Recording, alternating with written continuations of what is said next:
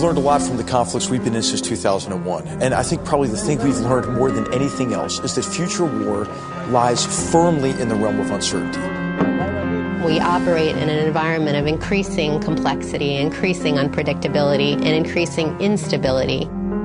Determined, brutal, adaptive enemies taking evasive measures like dispersion, concealment, intermingling with civilian populations. We want versatile organizations to be able to adapt to any place that an enemy might take us along that spectrum. So this concept now begins to allow us to consider what we have to expect of our leaders in the future.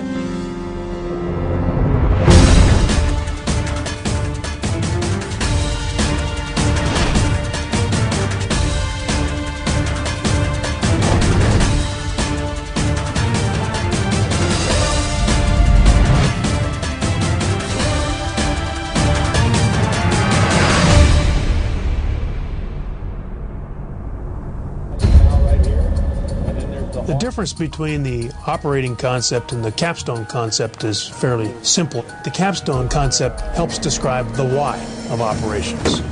The operating concept describes more of the how. The Army operating concept makes a grounded projection into the near future, going out to 2016 to 2025 to take a look at what we have learned in the conflicts we're in, but really where we see trends heading, and then try to determine what are the required capabilities our Army needs. The conflicts in Iraq and Afghanistan are, at their most basic, challenges of establishing wide area security. We're dealing and operating over much wider areas than a hilltop or a bridge or a key part of a town. The prize now in this era of persistent conflict is security of the population. What we see is the need for forces that can conduct effective area security over wide areas to help consolidate gains. If we have, for example, been able to establish a new order in an area of operations along with partners, we have to be able to secure that new order, because determined enemies will come after the civilian population, will come after governance, will come after indigenous security forces. The Taliban or the insurgents, Al-Qaeda, they know the far out spots where we need to get to. They know how hard it is to get support out there. Wide area security is a very important concept. Wide area security is more than just technology.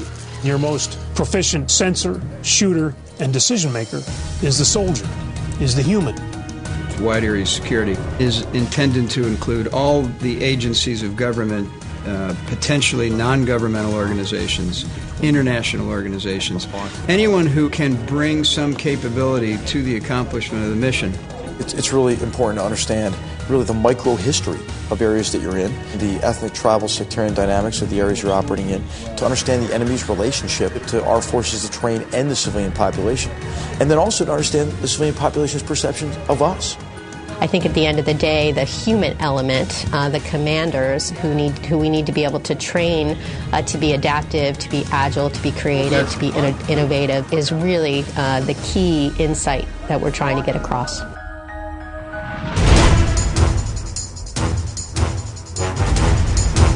We have to be able to perform both wide area security and combined arms maneuver. Our training regimen right now is very firmly fixed, as it should be, against a wide area security responsibility, because that's what we're doing in Iraq and Afghanistan. However, there are scenarios clear to everyone that could involve combined arms maneuver, and we've got to rekindle those skills to accomplish that responsibility. Combined arms is the rock, scissors, paper of combat. Now, in the Army operating concept, we're talking about the expansion of combined arms. The difference in this concept that we're recognizing is that it takes a whole-of-government approach. It takes a joint approach. It takes multinational partners. You're going to employ all arms in the fight, but you're also going to employ other activities like building indigenous security forces, establishing governance and rule of law, and reconstruction and development activities. I think it's important to emphasize this team concept. The intelligence community, the law enforcement community, the private sector, academia. Combined arms maneuver is really Army forces as part of a joint interdepartmental multinational team. So we want to determine how our Army operates based on where we see trends headed with potential enemies. Mission Command is the execution of decentralized operations. Operating decentralized empowers small units and leaders to take the initiative. You got to be timely with your decisions. Commanders and senior NCOs have a lot of important decisions to make, and they got to make them fast. So Mission Command represents a return to the commander as a central part of the operation. We've placed more capability, more responsibility, and more authority in the hands of increasingly junior leaders. It requires an environment of trust. It requires a common understanding of what you're trying to achieve. It calls for teams at lower levels, analysis at lower levels, a pairing of analysts with interrogators, with human intelligence collectors, and with combat forces. Some of the most current and accurate information actually comes from the bottom up. Intelligence and operations are integrally related, and the key intelligence officer in any organization is really the commander who's driving those priorities. Much of the information in combat, right, is bad, contradictory, incomplete. So the key thing is to be able to analyze that information and provide an intelligence product that imparts understanding for that particular unit. To leverage all of the assets available to us, not only intelligence, but also surveillance, fires, and transport. All of those things are going to be necessary enablers. And so the building of a closer-knit, combined arms, air-ground team, so to speak, is what the concept is after. War is inherently nonlinear. Offensive, defensive, stability operations, continuous transitions between those types of operations. Transitions can be some of the most vulnerable times in the conduct of operations. Transferring authority to host nation forces, multinational forces, civil authorities, and so forth.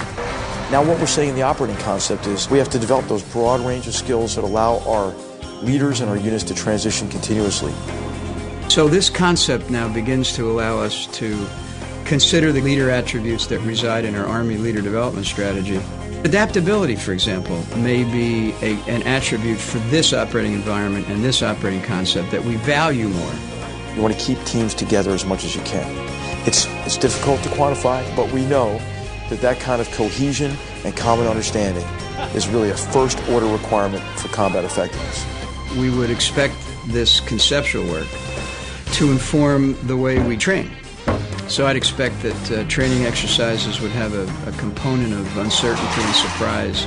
There's more of an emphasis really on how forces conduct operations, intelligence, movement and maneuver, sustainment, fires, protection, mission command. We have to continue to adapt, and this is the way we're trying to encourage and drive institutional adaptation. As we have identified the first-order capabilities that our Army needs to develop to ensure current and future force combat effectiveness and to maintain the high standards of professionalism and discipline that our Army is known for.